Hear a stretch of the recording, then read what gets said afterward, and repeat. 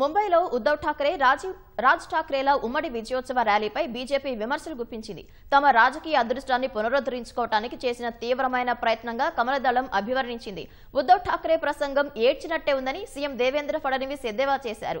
ఇద్దరు ఠాక్రేలు కలవటంలో తనకు క్రెడిట్ ఇచ్చినందుకు రాజ్ ఠాక్రేకు ధన్యవాదాలు తెలిపారు. మంత్రి ఆశిష్ షెలార్, బీజేపీ ఎమ్మెల్సీ ప్రవీణ్ దారేకర్ సైతం ఈ కార్యక్రమంపై ఠాక్రే సోదరులపై విమర్శలు గుప్పించారు.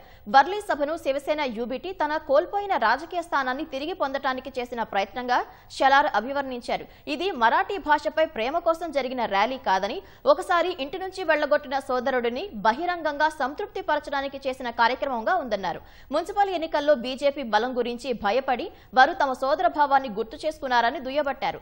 ర్యాలీ స్పష్టమైన రాజకీయ ఉద్దేశంతో నడిచిందని దరేకర్ విమర్శించారు. రాజ్ ఠాక్రే ప్రధానంగా మరాఠీ భాషా సమస్యపై మాట్లాడారని, మునుపటి ఆరోపణలకు వ్యతిరేకంగా తనను తాను సమర్థించుకున్నారన్నారు. కానీ ఉద్దవ్ ఠాక్రే నిస్సహాయతతో మాట్లాడారని పేర్కొన్నారు.